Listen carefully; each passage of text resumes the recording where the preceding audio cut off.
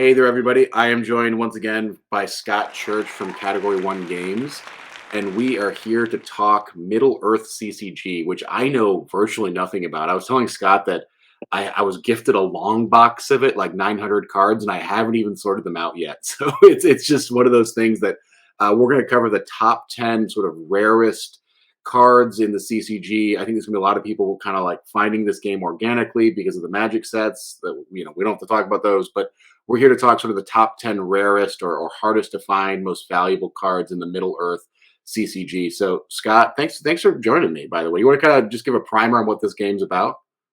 Yeah, Matt, be glad to. So this game came out in the mid '90s boom of card games. It originally was supposed to be a team up between Ice, the company that produces the game and makes it, and Wizards of the Coast. They were supposed to make a Magic set back in the mid '90s based around the Middle Earth game. Magic saw a huge boom, more than they ever expected, and so Ice pulled their team up and decided to produce the game themselves without Wizards of the Coast Magic involved at all. And so it became its own game and set, and it's basically a board game in card game form is how you can look at the Middle Earth trading card game by Ice. And it's a really fun game. It takes a long time generally to play. It's not something that's very quick or something where you play through it in 20-30 minutes like some games are. It can take a long time, and you can play multiplayer.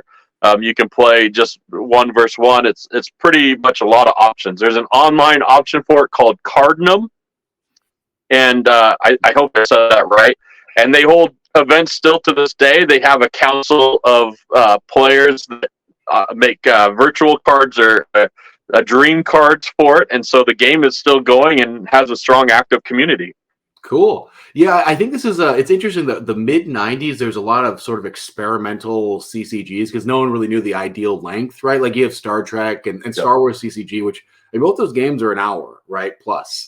And now the modern CCG is like, all right, it's 26 minutes, right? It's like down to like a science almost. Like a Right. match is always under 30 minutes, right? Well, I don't know if you play like Clash Royale or Marvel Snap, but these are online card games. Basically, you can play and or phone games you can play, and they're 3-minute games generally at the most. Hearthstone. So Yeah, I got pretty into Hearthstone and Gwent. A little fact about me: I was actually ranked pro in Gwent for a while. That's like the Witcher universe card game. So I'm no longer ranked pro. It's subsided. It was like truly like 2 hours of work a day to keep being up there. But let's get to the task at hand here. So Middle Earth CCG, yeah. Your top 10 list. You kind of want to start with the number 10. All right. So this is number 10. This is I've got my cards in 9 pocket pages from my own personal set. This is a card, the One Ring from the Lidless Eye set, and there's a One Ring in the very first set in the Wizards, but then in this set of Lidless Eye, there's another One Ring in it. And this is the kind of minion version, the evil version of the ring, where you can kind of do what you do with the Fellowship version of the ring. So there's two different versions of that. And The next few cards, and that card goes for around 115 or so, 120. Now, Middle Earth is strange because there are times where we build up in other stores and you find them more commonly online, and then there goes through a spurt of this all sells out and you don't find them anywhere. So some of these cards jump up and down in value depending on who's looking for it and what's going on at the time.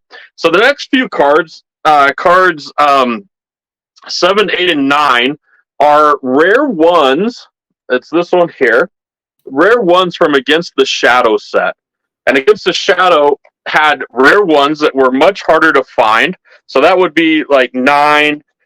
8 is going to be Itagast Aroused, and I'm looking for it. Oh, did I say aroused? I meant roused. Some of these names, man. Itagast Roused, right here, is going to be our next one. And I dropped my paper that had my list.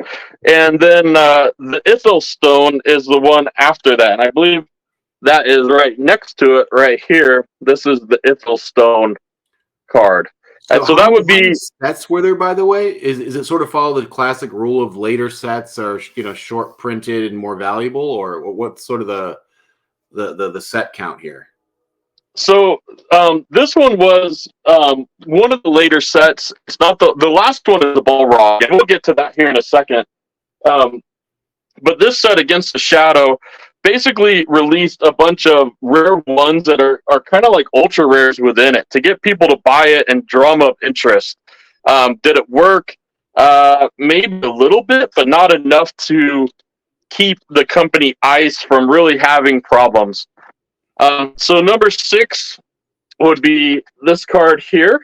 And I'm not, some of these dragon names, I'm not 100% I'm going to say them right. So, like, that's Deloman. And, I'm going to have someone that's a huge Tolkien fan that's going to come after me on that, probably. You missed and then, like a soft L or a hard L, right? It's like the Lomin. yeah, like, and then this would be the next card here, and this would be number 5. Okay, and what's so these are about 120. By the way, everybody, I know it's a little grainy, but we're working with it. Sorry, but what is it called? The card? It's Allure Karath Roused, I think is what it's called. Is that coming in grainy, Matt? It unfortunately is, but we'll make do here. Okay, we can always do this another time too if we need to. I'm sorry, man. All right.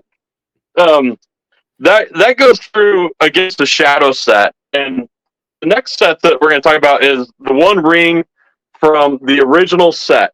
Now, this is the One Ring here in the middle. If you can see that, if it's hopefully not too grainy. This is from the Wizard set. There's a black border and a blue border version. The black border is harder to find, and it's about $135.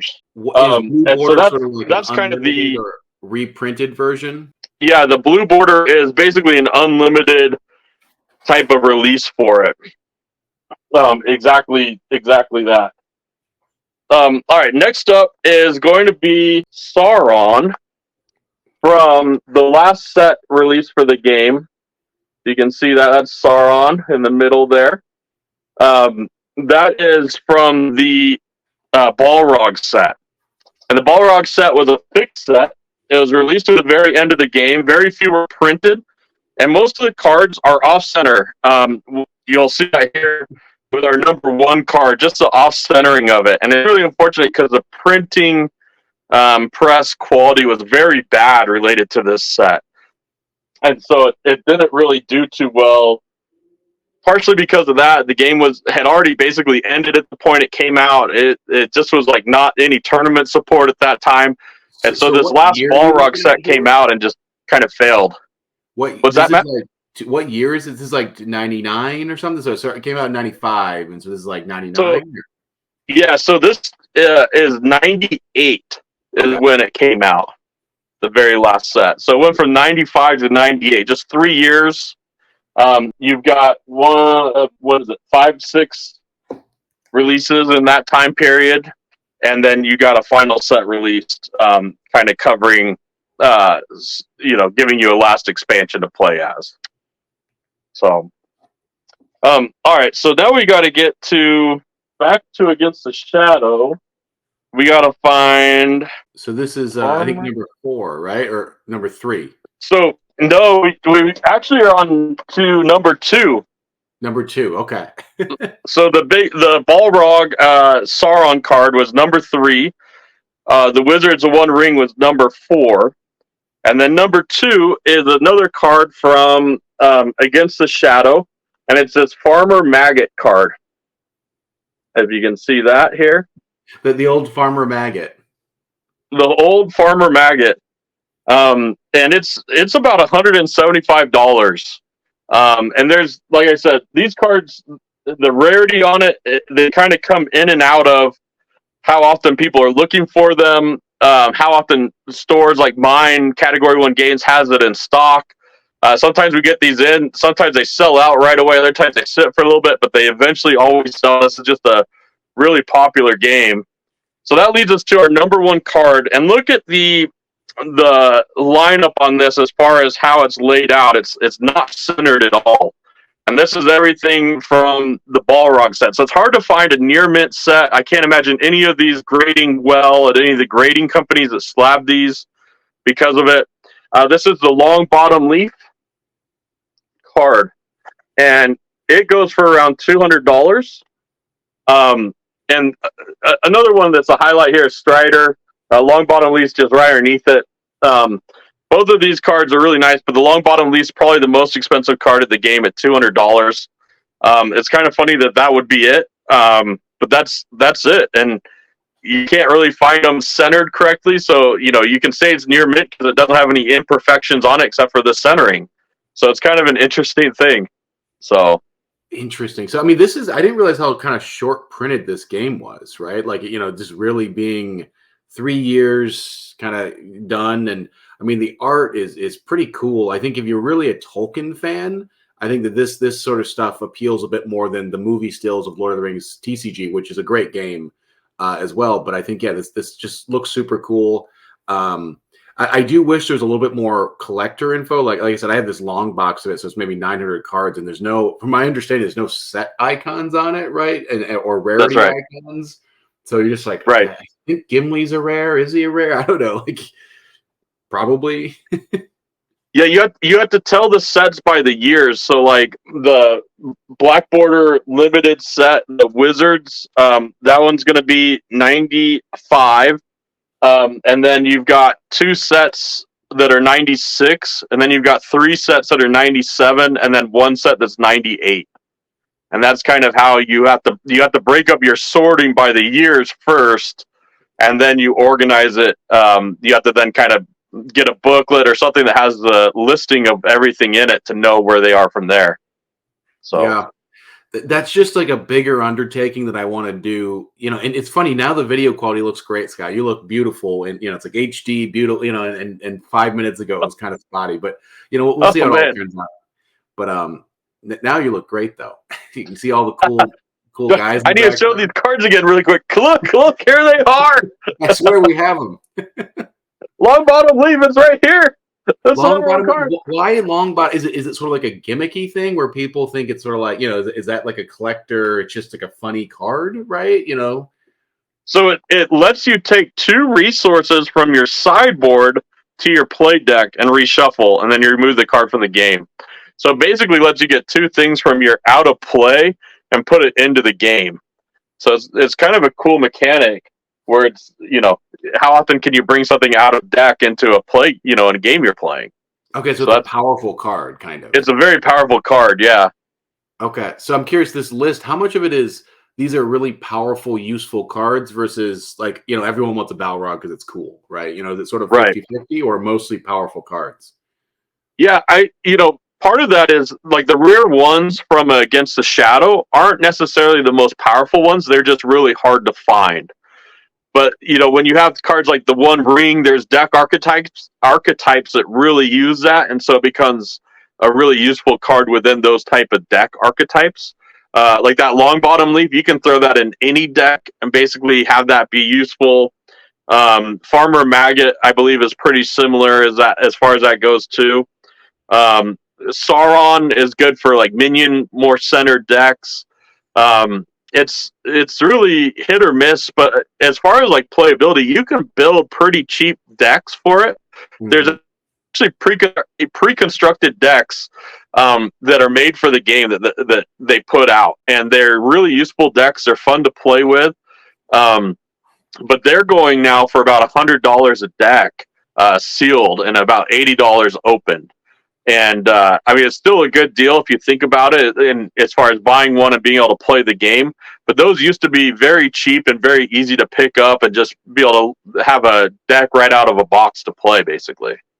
Yeah. So is this something that's also been kind of creeping up in price over the last, let's say, 3 years, or has it sort of been more? Right. So those deck boxes, there's 10 decks in them. You have. I believe it's 5 or 6 fellowship and then 5 or 6 minion type decks that you could play based around who your starting characters are. And they used to be about $200, let's say pre-pandemic. Mm-hmm. And now it's about $1,000, $1,200 for, these 10 decks. And wow. So, it's about $1,000 increase over the past 2 to 3 years for these. Okay. for this full set of them. So it's Fascinating. definitely gone up a lot. That's probably the best way for a new person to get into the game is just buying one of those and having a deck ready to play. There are big events held for the game, mainly over in Germany and over in European countries. You don't find as much of a player base in person here in the U.S. Unless you go to a big convention. You might be able to find somebody looking to play I there. feel like there's this Tolkien stuff. I mean, it's definitely popular in the US, but there's this really solid fan base in Europe that just really likes Tolkien stuff. Oh, definitely. And So, they did a really cool thing with the game where they put out these player guides. I have them. I don't have them on me. I have them here at my house. They have these player guides for every set. They released a player guide that had all the pictures of the cards in it. They had deck strategies that you could use with it. They told you how the cards played and interacted with each other. So every time a new set came out, you could buy one of these books and have a full update of what's going on just by reading through it. And they're really well done. It amazes me that more gaming didn't do something because it was such a cool sets had them. I believe the Balrog didn't have one. It would have been really cool to have gotten that for that set. yeah, because it's sort of like the last thing to come out. Well, Scott, this has been a lot of fun. I'm glad we could come on and talk some Middle Earth CCG. Maybe this week, the first of a few videos we can do on this. I think you're going to be doing some more in-depth stuff on your channel, Category 1 Games. So guys, check out Scott's channel, check out the store. If you want to pick some of this stuff up. So I think with me, I'm like, do I want a One Ring? Like maybe I want one. So I'm just looking for Lord of the Rings stuff. Maybe I'll sort out this long box. I don't know. It just seems like too much of a project. So, Well, I've got something. Thoughts? I've got something special for the listeners and viewers of your channel here. So if you are on our website, Category 1 Games, you use a discount code at checkout called BoardMatt, just like the name of this channel, you're going to get 5% off of your order. And so that's something special we're running with you through the end of June of this year, 2023. So up through June 2023, at the end of the month, you get that 5% extra discount kicked on just from watching your video and entering that code in. So Awesome. Well, I appreciate that, Scott. I mean, I know that a lot of these games can feel inaccessible, and even that little bit extra off, I think, can help people feel a little more comfortable with how they spend their money and get into these games. So thanks for doing that. And for anyone that made it to this, you have to make it to the 18-minute mark to get to get the promo code, right? You don't front load it. You pack it in the middle. That's good. Good marketing. That's right. Thank you, Matt. Appreciate it. And thanks everybody for watching. Appreciate you guys. Yeah, we'll see you guys next time.